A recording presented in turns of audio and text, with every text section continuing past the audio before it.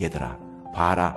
저기 북쪽에 사마리아인이 살고 있는데 라고 말을 시작하면 남쪽에 있는 사람들의 발작 버튼을 누르는 거예요.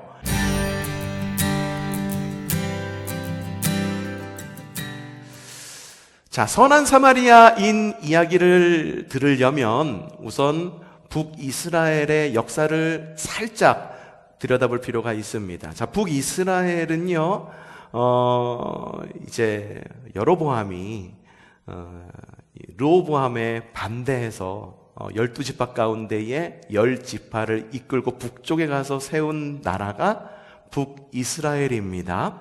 네, 북이스라엘이 그렇습니다.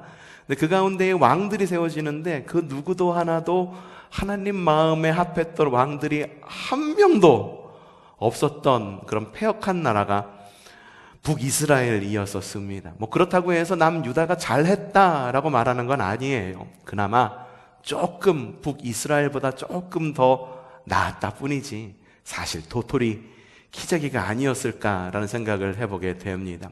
그래서 북이스라엘은 하나님의 진노하심으로 아수르, 아시리아라고 하는 나라의 멸망을 당하게 됩니다.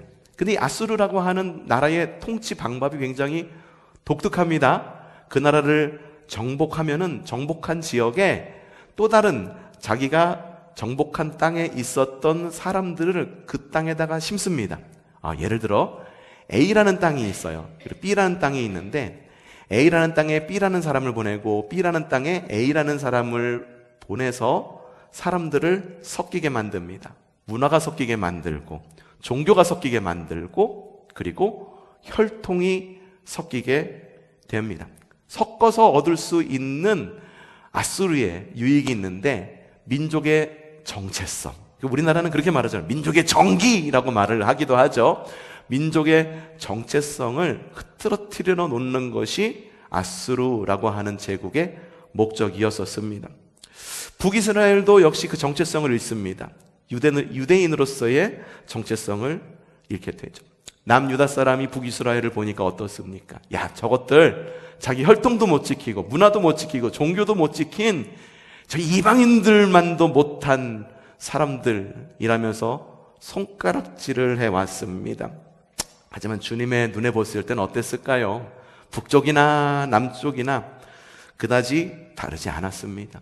그래서 주님께서는 북이스라엘만 책망한 것이 아니라 남아있던 남유다, 지금 주님께서 활동하시던 그 시기는 북이스라엘 남유다가 다 망하고 이제는 로마의 통치를 받고 있기 때문에 그렇게 큰 의미가 없는 북이스라엘 남유다였을지는 모르지만 여전히 북이스라엘, 특별히 사마리아 땅, 북이스라엘의 수도였던 사마리아의 땅에는 여러 혼합적인 종교, 문화, 인종, 혼합적인 사람들이 모여 살았기 때문에 남쪽에 살던 사람들은 북쪽에 있는 사람들 보고 손가락질을 하고, 하지만 주님은 그걸 보고 그렇게 달갑게 여기지는 않으셨어요. 그래서 남유다 사람을 책망하실 때 북이스라엘 사람들을 끌어다 쓰시면서 남유다 사람들을 책망을 합니다.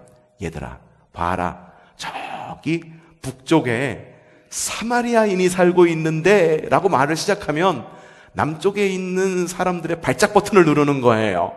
야, 이 사람들이 마음이 너무 불편해하는 거죠. 왜? 남유다에 있는 사람들은 그래도 우리들은 종교적인 열심을 잘 지켰고 그리고 민족성도 지켰고 다시 돌아와서 성전도 지었고 라고 하는 자부심이 있었는데 주님께서 책망하시면서 이 레위 사람들아, 바리새인들아, 뭐 율법학자들아 라고 말하면서 막 이야기를 하는데 너희들은 저기 북쪽에 있는 사마리아 사람들보다도 못해 라는 의미에서 말을 하니까 남유다 사람이 얼마나 불편했겠습니까? 이 선한 사마리아인의 비유가 바로 그런 배경을 갖고 있습니다. 자, 내용은 다 알고 있죠? 어떤 사람이 예루살렘에서 여리고로 가고 있었습니다. 예루살렘은 산대 꼭대기에 있습니다. 여리고는 산 아래에 있습니다. 거리상으로는 대략 한 15km 정도 되는 거리입니다. 많은 사람들이 여리고에서 예루살렘 성으로 올라가는 이유는 예루살렘 성에서 예배하기 위해 올라갑니다. 이스라엘 사람들은 예배하러 갈 때 빈손으로 가지 않습니다. 그들이 드릴 예물, 짐승 이런 것들을 하나 가득 싣고 올라갑니다. 그래서 그 중간에는 그런 하나님께 드릴 예물을 갈취하려고 하는 강도들이 있었다라고 이야기를 합니다. 그런데 이 어떤 사람이 예루살렘에서 여리고로 내려가고 있다라고 말을 하고 있어요. 내려가고 있다라고 하는 건 이미 예루살렘 성에서 예배가 다 끝나고 이제 자기가 드릴 것 다 드리고 내려가고 있었다라고 하는 의미를 갖고 있어요. 가지고 있는 게 있을까요? 없습니다. 다 하나님께 드리고 성전에 드리고 그래서 가지고 있는 것이 없습니다. 근데 억울하게도 이 사람이 중간에 강도를 만나게 됩니다. 있는 거 다 내놔. 없는데요. 왜 없어? 이미 성전에 다 드리고 없습니다. 그러니까 이 강도들이 못된 마음을 갖고 이 사람을 갖다가 몰매를 때린 겁니다. 거진 죽게 되었습니다. 마침 거진 죽게 되었을 때 마침 그곳을 지나가던 사람들이 있었죠. 첫 번째는 제사장이었었습니다. 제사장이 지나가다가 딱 보고는 야! 거진 죽어가는 사람이 있네? 안 되겠다. 피해가자라고 해서 피해갑니다. 이해가 안 되죠? 죽어가는 사람이 있으면 도와야 되는데 좀 이따 얘기해 드릴게요. 레위 사람이 지나가게 됩니다. 레위인도 지나가다 보니까 거진 죽어가는 사람이 있으니까 그 사람을 피해서 돌아가게 됩니다. 그런데 왜 제사장과 레위 사람은 죽어가는 사람을 보고 피해갔을까요? 읽어봅시다. 시작!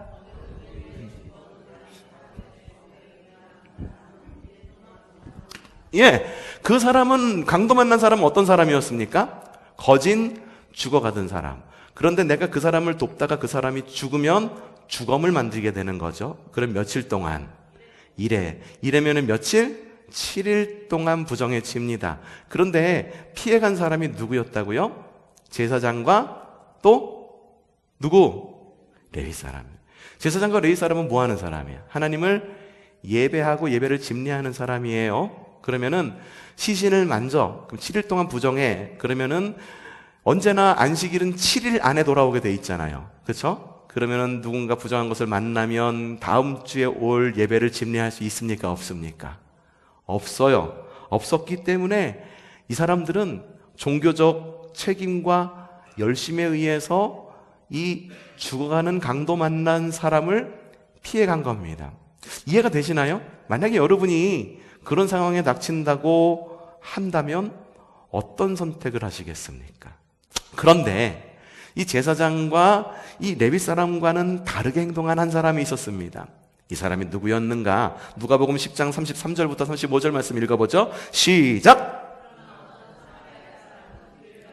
이 사람이 어떤 사람이래요? 앞서 말씀드렸죠. 이 이야기는 누구한테 하는 얘기냐 하면은 그 당시에 유대인들한테 하는 이야기예요. 근데 예수님이 예를 들었는데 누가 나왔어?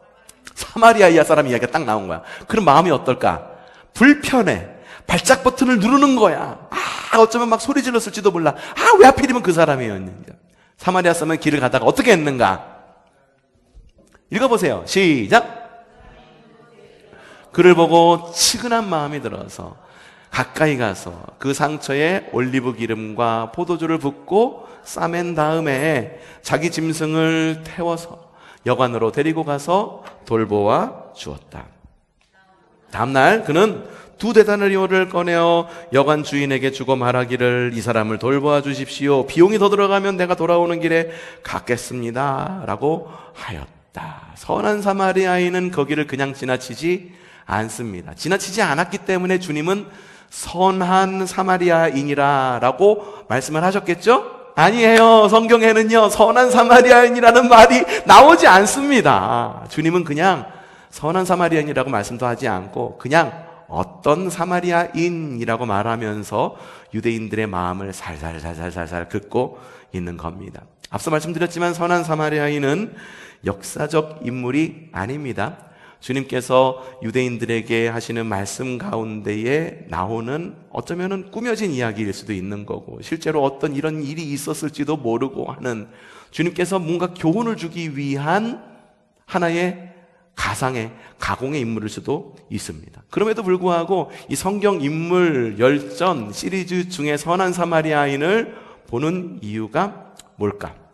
자, 선한 사마리아인 이야기는 여기까지 들었으니까요. 잠시 우리의 믿음과 구원에 대해서 잠시 좀 생각해 보도록 하겠습니다. 우리는 그리스도인입니다. 믿음으로 성화의 길을 걸어가는 사람이 그리스도인입니다. 성화의 길을 걸어갈 때에는 많은 일이 발생할 수가 있어요. 길을 걷다가 돌뿌리를 만날 수도 있고, 길을 갔다가 돈을 주실 수도 있고, 길을 걷다가 사람들을 만날 수도 있고, 그래서 성화의 길이라고 이야기를 하는 것입니다. 그런데요, 이 성화의 길을 가다 보면은 그냥 나 하나 믿음 지키기에 좀 힘든 경우가 종종 있기도 합니다. 어떤 때는 이렇게 이야기할 수도 있습니다. 바빠서 내 믿음 하나 지키기 어렵습니다. 또 어떤 경우는 이런 때도 있습니다. 아유, 전 믿음이 약해서요. 누구를 책임지거나 누구를 돌볼 마음이 없을 수도 있습니다. 이유는 많습니다. 여러분, 그런 경우 있지 않습니까? 성화의 길을 걸어가는데 이유가 너무 많아. 하나님의 일을 하자고 그러는데 이유가 너무 많아. 고난주간 우리 기도회로 모이자라고 이야기했는데 이유가 많아. 집이 멀어서, 바빠서, 게을러서, 새벽에 하던 건데 왜 저녁에 해요? 라고 하는 시간이 변경되어서 이유들이 너무너무 많을 수도 있습니다. 마치 제사장과 레위 사람처럼 말이죠. 제사장과 레위 사람, 여러분들 봤을 때 이 강도 만난 자를 피해가는 것이 옳은 선택이었습니까? 예수님은 뭐라고 말씀하실까요? 여러분은 어떻게 생각하는지 모르겠지만 주님은 어떻게 말씀하시느냐? 자, 누가복음 6장 31절에 이렇게 적혀 있습니다. 시작! 예, 너희는 어떻게 남에게 대접을 받고자 하는 대로 남을 대접하라는 거예요. 여러분, 관심 받고 싶으세요? 그러면 누군가에게 관심을 써주셔요, 먼저. 사랑받고 싶으세요? 그럼 누군가에게 먼저 사랑하십시오. 누군가가 나를 도와줬으면 좋겠어요? 그러면 나도 누군가를 도울 줄 아는 그런 성숙함이 우리한테 있어야 되는 거예요. 근데 그리스도인이라고 하는 사람들은 교회를 다니면서 굉장히, 이게 왜 그런지 모르겠는데 되게 이기적인 그리스도인이 되는 것 같아요. 내가 누구를 돕기보다 누군가가 나를 돕기를 바라고, 내가 누구를 사랑하는 것보다 누군가가 나를 사랑해 주기를 바라고, 내가 누군가에게 은혜를 베푸기보다도 누군가가 나에게 먼저 은혜를 베풀어 주기를 원하고. 근데 주님은 말씀하세요. 남에게 대접을 받고자 하는 대로 남을 대접하라라고 이야기를 합니다. 그러면서 마태복음 7장에는 뭐라고 말씀하시느냐, 이렇게 말씀하십니다. 시작!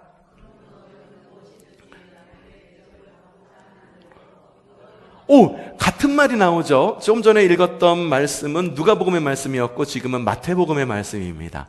같은 말씀이 나오는데 마태복음에는 왜 이렇게 해야 되는지에 대한 이유가 적혀 있습니다. 각주가 달려 있습니다. 자, 왜?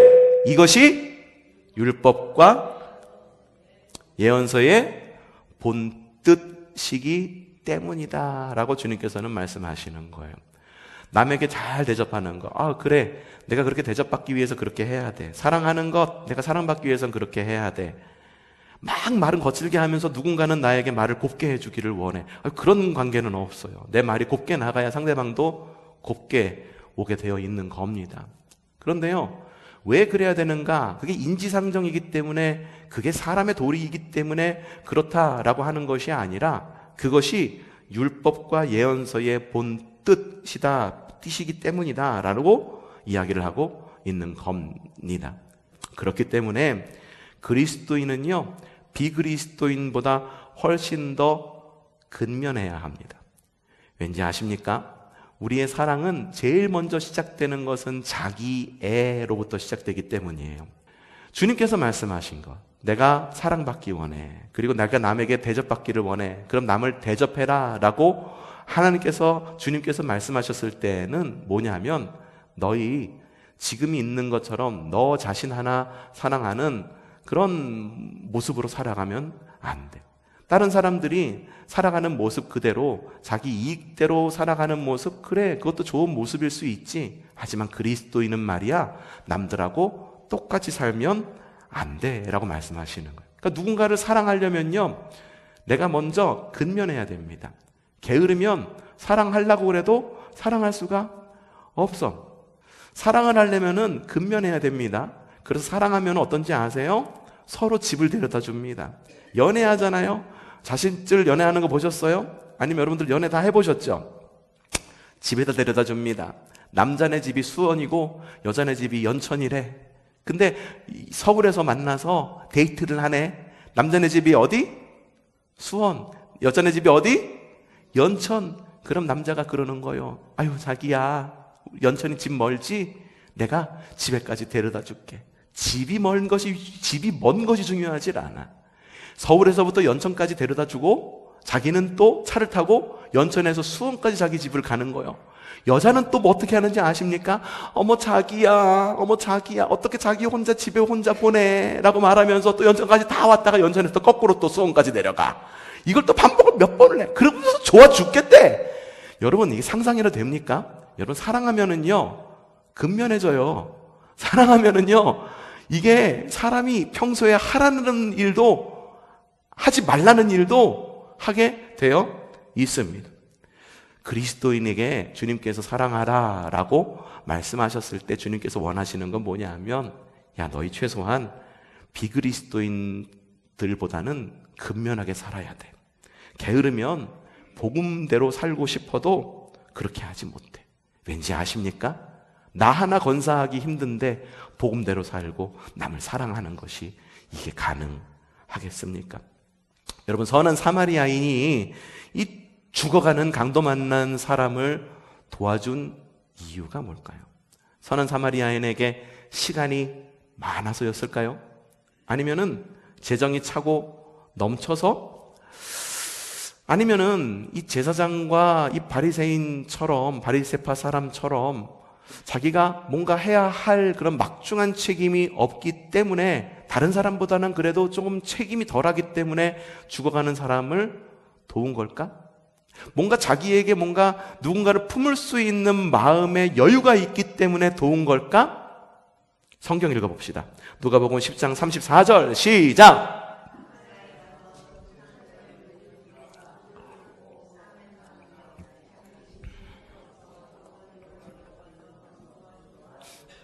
예, 이 사마리아 사람은요 자신의 것을 사용했습니다. 자신의 것이 많기 때문에 사용했을까? 뒤에 보면은요 더 놀라운 일이 일어나는 이야기가 있는데, 우선 읽어봅시다. 무엇을 사용했느냐? 가까이에서 그 상처에 무엇을 부어줬습니까? 올리브 기름을 부어줬어요. 올리브 기름을 부어준 이유는 그 당시 올리브 기름은 약으로 사용했기 때문입니다. 항균 작용이 있습니다. 또 무엇을 부었습니까? 포도주도 항균 작용이 있죠. 알코올 성분이 있기 때문에 알코올로 소독이 가능하겠죠. 그 다음에 어떻게? 싸맨 다음에 어떻게? 자기 짐승에, 자기 차에 태워서 어디로 가서? 여관으로 가서, 호텔로 데리고 가서 그곳 가운데에서 돌봐 주었다라고 이야기를 합니다. 또 무엇을 썼을까? 누가복음 10장 35절 말씀 시작. 그 다음날 그는 2데나리온을 꺼내서 그 여관 주인에게 주었다라고 말하죠. 2데나리온이 어느 정도의 금액일 것 같습니까? 그 당시에 노동자 하루 품삯이 1데나리온입니다. 그럼 2데나리온은 며칠? 이틀 품삯이 2데나리온입니다. 이 사람을 돌봐 주십시오. 그리고 비용이 더 들면 내가 돌아오는 길에 갚겠습니다 라고 이야기를 합니다. 여러분, 이제 아까 했던 질문 다시 한번 생각을 해보죠. 선한 사마리아인은 시간이 많아서 이 사람 도왔을까? 그러면 이 사람은 좀 가진 게 많아서? 아니면 자기 하루 일당이 남아 돌아서 도왔을까? 여러분 같으면 하루 일당이 남아 돈다고 그래도 그 금액을 여관 주인에게 맡기고 이 사람을 돌보라 라고 맡겨놓고, 그리고 돌아왔을 때 더 비용이 들면 더 드리겠습니다 라고 하시겠습니까? 제사장과 레위 사람은요 충분한 종교적인 이유가 있었습니다. 자기가 시신을 만지면 일주일 동안 부정해져서 내가 맡은 일을 하지 못해. 하지만 주님께서 보신 것, 이 사람들은 지금 분주하게 사느라 부지런했어요. 근데 주님께서는 주님의 눈으로 보았을 때 이 사람은 어떤 사람들이냐 하면은, 따라합시다. 악하고 게으른 사람. 이 이야기가 시작된 이유가 뭔지 아십니까? 누가복음 10장 25절에 이런 말씀이 있습니다. 읽어보죠. 시작. 어떤 율법 교사가 일어나서 율법학자가 예수님한테 뭔가를 물어보고 싶었어. 근데 물어보는 게 질문이 뭐였었냐면, 선생님, 내가 무엇을 해야 영생을 합니까? 라고 물은 거예요. 율법교사가 몰라서 물어봤을까? 율법교사는요, 율법에 대해 연구하는 사람이에요. 박사예요. 율법 박사예요. 율법 박사. 그런데 율법교사가 예수님에게 물어본 이유는 아주 명확합니다. 뭐라고 써있냐면은 예수를 시험하여 물어봤다라고 이야기를 하고 있어요. 악의적이죠. 답정너예요. 이미 내가 가지고 있는 대답을 가지고 있습니다. 그러면서 물어보는 거예요. 야, 너 율법학자지? 네, 그런데요. 그 율법에는 뭐라고 적혀 있더냐라고 물어보니까 그렇게 얘기합니다. 율법에는요, 하나님을 사랑하고 이웃을 사랑하래요. 하나님을 기쁘시게 사람을 복되게 하래요. 라고 말하니까, 그럼 너도 그렇게 하면 되겠네. 라고 말하니까 이 율법학자가 또 뿔따구가 나는 거예요. 그래서 주님께 또 묻는 거예요.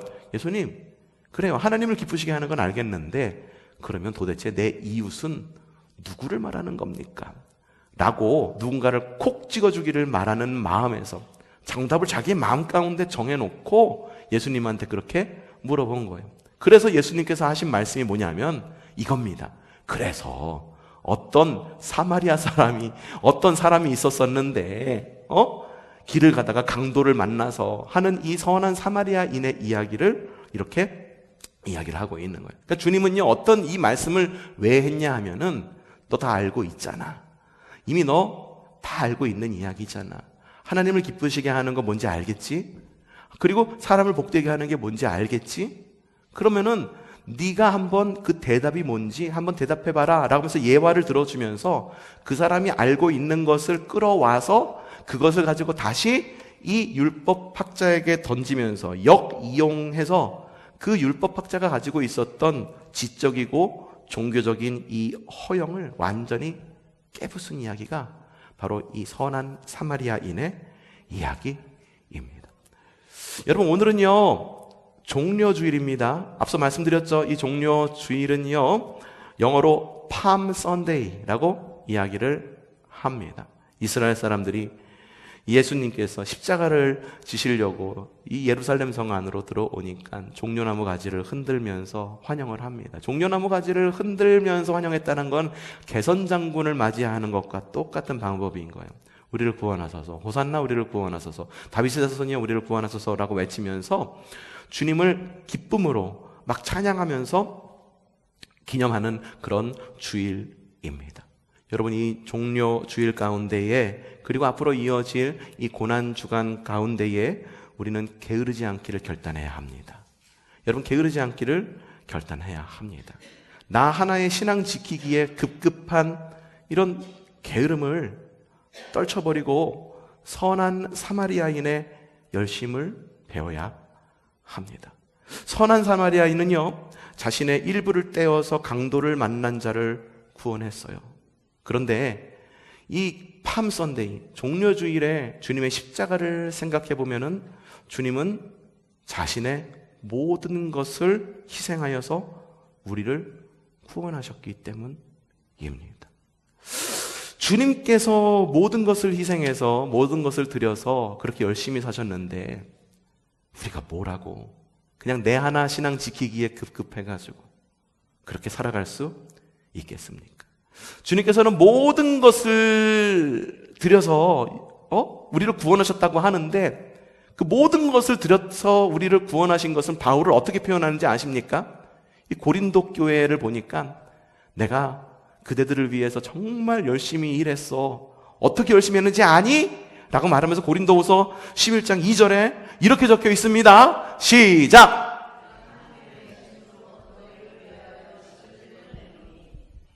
네, 뭐라고 말합니까? 내가 무엇으로? 하나님의 열심으로 너희를 위하여 열심을 낸다라고 이야기를 합니다. 바울이 한 열심은 어떤 열심이었어?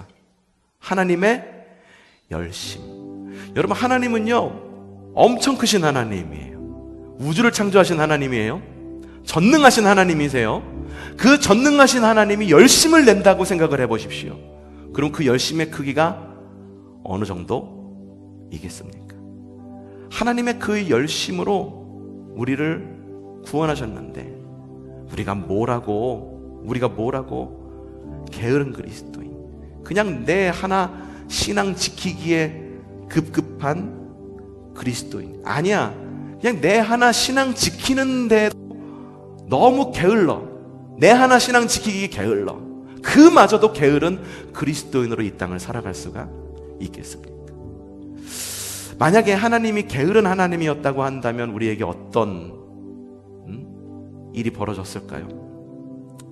선한 사마리아인의 비유에 나왔던 제사장과 레위인이 율법을 자랑스러워하듯이, 그리고 율법학자가 자신이 가지고 있는 그 율법이 너무 자랑스러워, 자기가 알고 있는 것 예수님한테 한 방 좀 먹여버리고 싶어 라고 하는 그런 자랑스러워하는 그 율법을 자랑스러워하듯이, 마치 그처럼 자랑스러워하는 여러분의 구원, 여러분 구원받았다는 건 자랑스럽죠. 구원받았다고 한다는 것이 마치 보험 들어놓은 것처럼 자랑스럽고 너무 안심이 되잖아요. 그렇게 자랑스러워하는 우리의 구원도 하나님이 게으르셨다고 한다면 그마저도 없지 않을까. 여러분, 이번 한 주간 선한 사마리아인의 선한 열심을 본받는 우리가 되기를 바랍니다. 제사장과 레위인 열심이 없는 사람이었습니까? 열심이 있었어요. 하지만 그것은 종교적 열심이었었습니다. 여러분, 그거 아셔야 됩니다. 종교 생활을 하는 것과 신앙 생활을 하는 것은 완전히 다른 것입니다. 여러분, 지금 종교 생활을 하고 계십니까? 그러면 종료 주일과 고난 주간을 우리가 지내면서 주님께서 말하신 하나님의 열심으로 구원의 그리스도인이 되시기를 바랍니다. 내 하나 신앙 지키기에 급급해서, 아니면 나 하나 신앙 지키는 것도 못하는 그런 게으름으로 지금까지 살아왔다고 한다면, 그 게으름 때문에 맨날 하던 것 똑같이 그냥 반복하고, 여러분, 신앙이 너무 관성적이지 않습니까? 막 달려왔으니까, 달려왔기 때문에 멈추지 못해가지고 그래서 달리는 신앙이라고 한다면 단호하게 브레이크를 밟으십시오.